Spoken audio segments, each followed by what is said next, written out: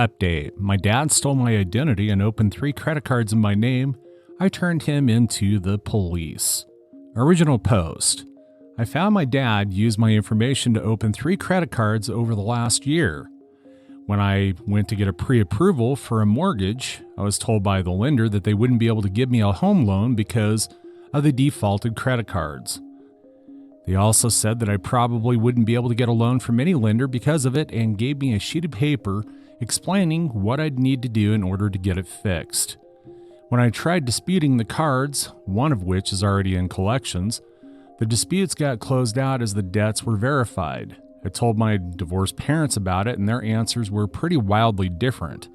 My dad said that these things happen and that I should be more careful in the future with my social security number. Seeing I've always been careful, that made me pretty mad. My mom says that she thinks my dad might have had something to do with it since him opening credit cards in her name had a part to play in their divorce. She told me he ran up about $50,000 in credit card debt on secret credit cards.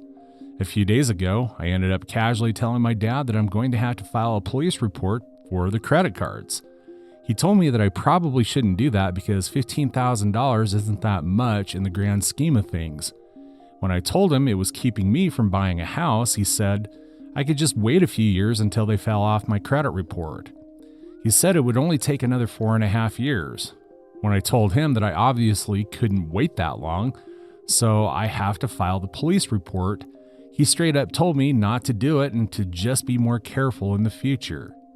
Once I told him I already got the paperwork together from the credit agencies, he told me he had opened the cards to pay for living expenses over the last year. He said his work slowed down a little bit, but he'd do what he could to help pay them off. He said it would ruin his life if he went to jail.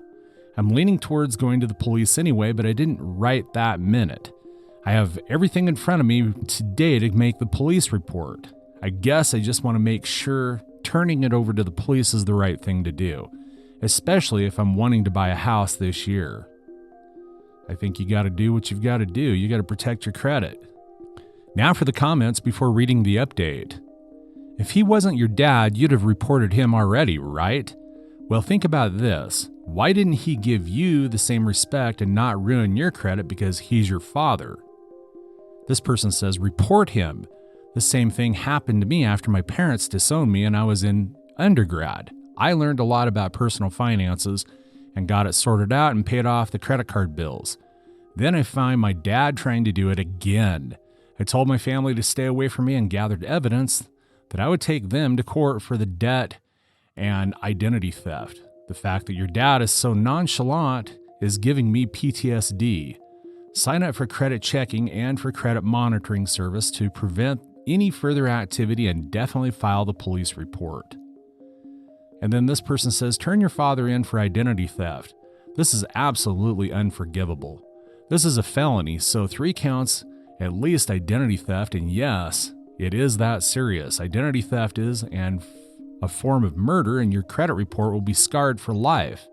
His BS about you can do it without it for a few years is an outright lie. This will cost you jobs, promotions, any security rates jobs.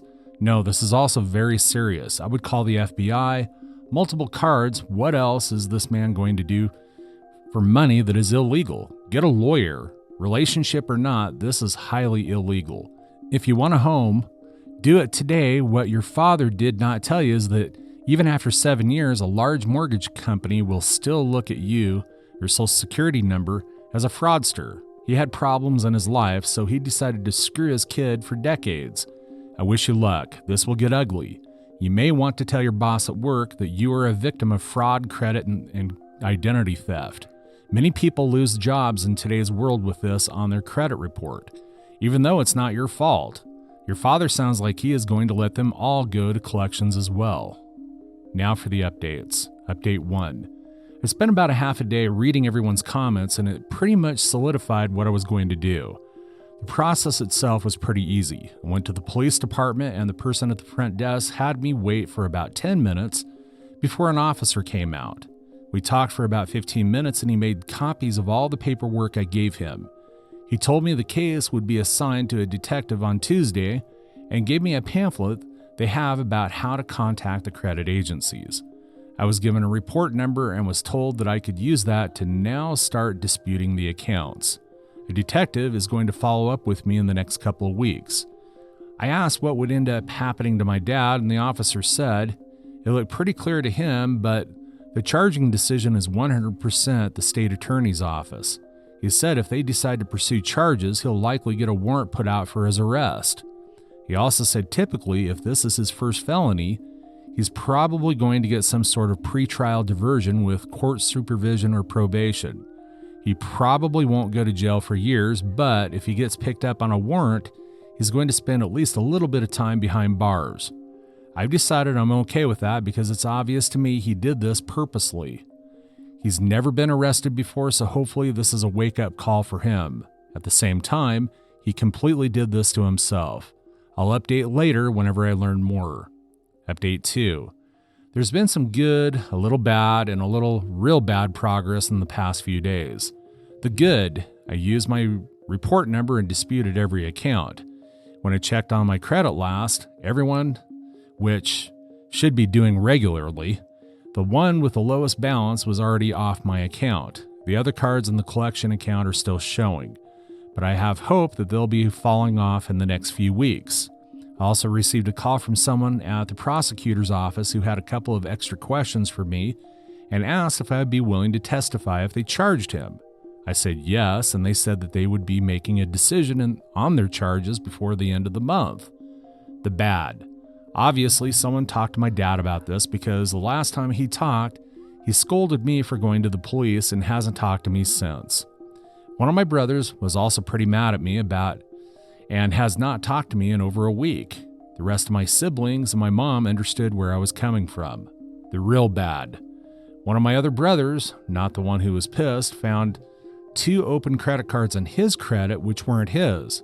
He checked his credit score for the first time in a couple years and it said that he was down about 150 points from where it used to be. He's now in the process of dealing with that.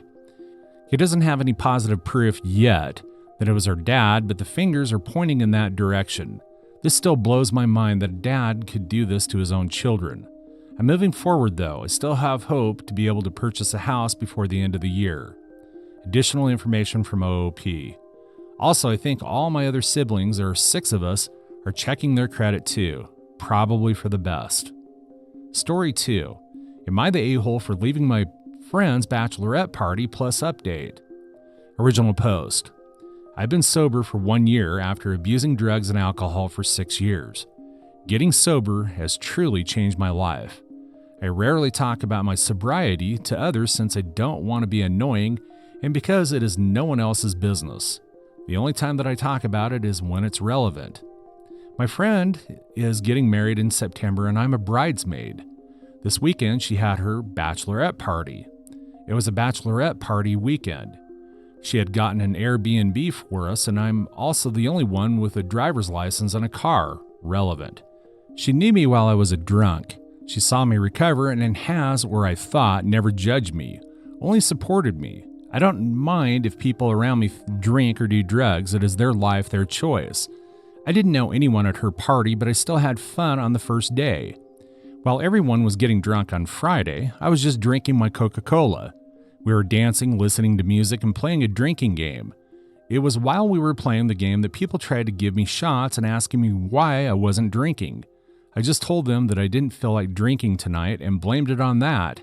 I had a long traveling day. The next day, during brunch, people were drinking mimosas. I just was drinking orange juice, and again I was asked why I'm not drinking.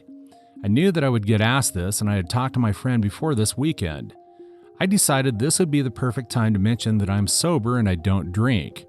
Some people asked me why. I didn't want to go into the details since I didn't want to ruin the mood, so I said it is because of health reasons. Later that evening, I was drinking some soda and went to go to the bathroom.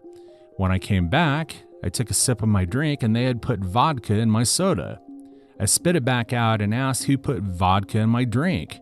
I was upset about this, but I wasn't crying or causing a scene. I just thought maybe someone didn't know that this was my drink. One of my friend's friend said that she did it and it was an accident. I didn't get mad because accidents happen. However, there was a little voice in my head telling me it was intentional. I shortly went outside to smoke a cigarette and to call my boyfriend. I'd walked behind the house, and my friend and 2 others came outside to also smoke. I guess they didn't see me since they talked about what had happened. My friend said that she thought it was lame that I came and that she misses the old drunk me, that she hoped that this spike would make me relapse. I was listening in shock. I thought I knew this girl. For F's sake, I am one of her bridesmaids. I have known her for 8 years. I walked to the front of the house, looked at them, and went inside. They all looked shocked since they didn't know I was listening. I packed my things and drove off. I didn't say a single thing to them before I left, but they saw me leave. I decided not to block her on social media so that she could have a chance to explain herself and say sorry. Instead, I got a long message saying how selfish I was, making the whole weekend about me and that I'm an a-hole for abandoning them, since I was the one that drove everyone there. So am I the asshole for leaving my friend's bachelorette party? Edit. Thank you all for the responses. I am obviously not going to be friends with someone like her or participate in her wedding.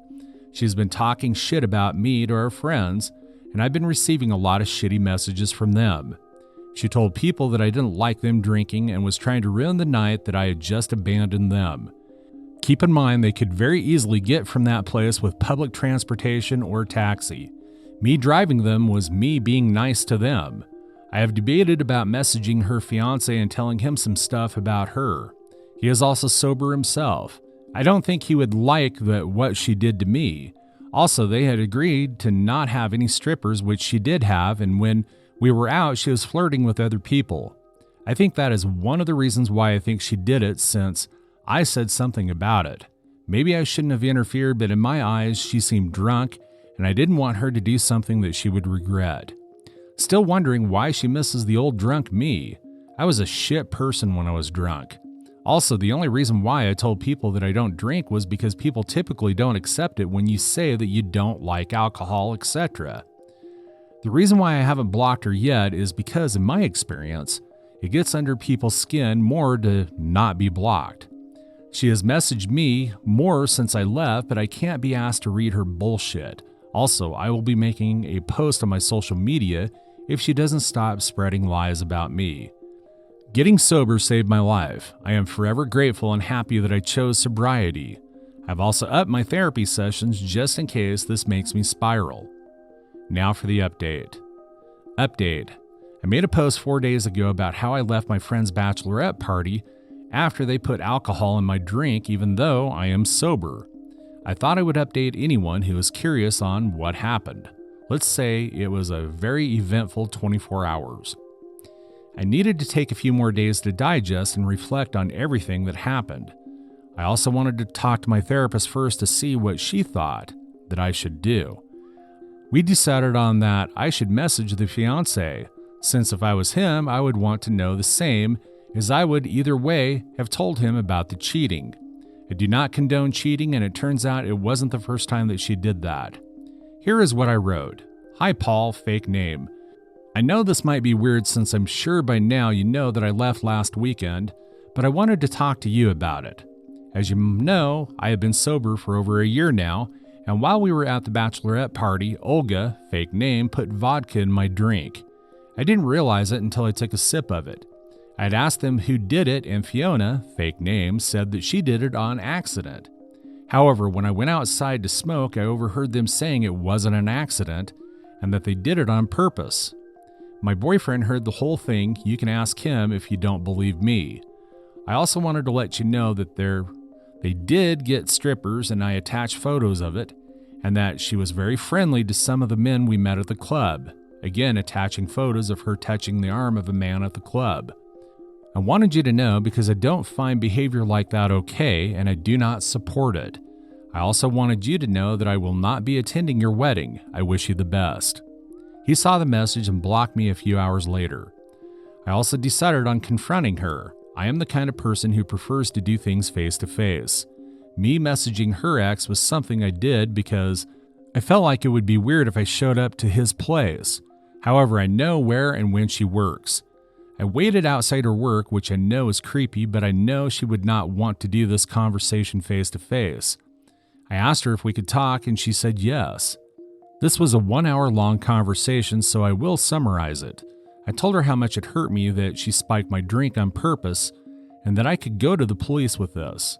I said it was childish for her going to her mutual spreading lies about me. I told her that she is a coward for not admitting to what she did. And lastly, I told her I did not have any interest being her friend anymore, and I will not be attending her wedding. She was very quiet during the conversation. She listened to everything that I had to say. She said that she was sorry. She felt like ever since I got sober, it was boring because all I talk about it, sobriety, which I don't do. That me telling her friends I am sober took the attention away from her.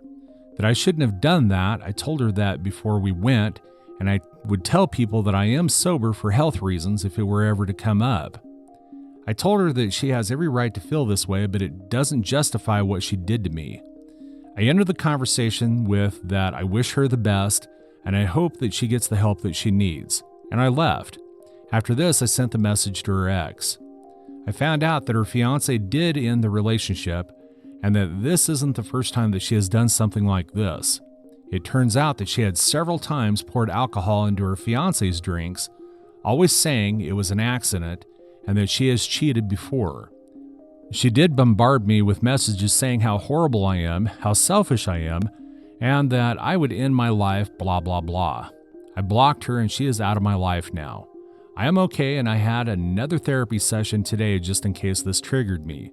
Thank you all to the people who commented on my last post with advice. I don't know why, but I thought that I was the a-hole.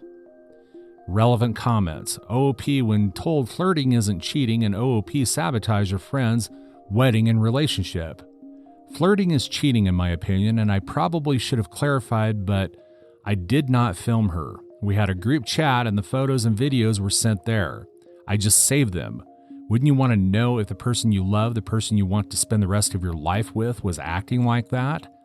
And it wasn't just the fact that my drink was spiked, it was that she couldn't own up to it, that it wasn't an accident, it was on purpose. I'm an alcoholic. Spiking my drink could have made me relapse. And I get what you're trying to say. I was also concerned that if I messaged him, I would only do that to get back at her. That is why I talked to my therapist beforehand, why I agreed with her what I was going to say, and why I took a few days to reflect on it. If I really wanted to get back at her, I could have done it in many other ways. However, he deserves to know the truth, and as it turns out, it wasn't the first time that she had done something like that. Wouldn't you want to know if your partner did that? Or would you be okay with your partner flirting with other people? I didn't want revenge. If I wanted revenge, I wouldn't have broken that relationship up. I didn't just move on afterwards because I wanted to give her the chance to explain herself. I thought maybe she did that just to show off to her friends, that she didn't actually mean it. I knew I wasn't going to be friends with her again, but I hoped that we could still be friendly since we have mutuals, etc. That is also one of the reasons why I didn't block her. Another was, and you and I stated, to get under her skin, because people expect to be blocked in situations like that. I also don't think I'm an angel of God. I was a horrible person, and to some people I probably still am. However, I am trying my best to change it. My conflict was whether I was the a-hole for just leaving them without an explanation and without a ride. I didn't come to the internet to get validation to end her relationship. I came to the internet to get a non-biased opinion and advice. I guess that is what you're going to give me, so I will take it into consideration. I was either way planning on asking my therapist about it. What I did wasn't a good deed. I participated in breaking two people up, or at least gave him the final straw. What I did was to clear my conscience, and because I felt like he deserved to know. If now my drink wasn't spiked, I would have still told him, and that is what led me to believe it was the right thing to message him. I probably then have told him at a different time. Edit. I also did it face-to-face because I find it to be important that she could see my face. In general, I find face-to-face conversations so much better. Things through messages can be misinterpreted and can cause more drama and issues. Maybe I should have rather done it over FaceTime, since I know that waiting outside of her work was creepy. That's all for today. If you're enjoying this story, please like the video and share your thoughts in the comments section down below. Thank you.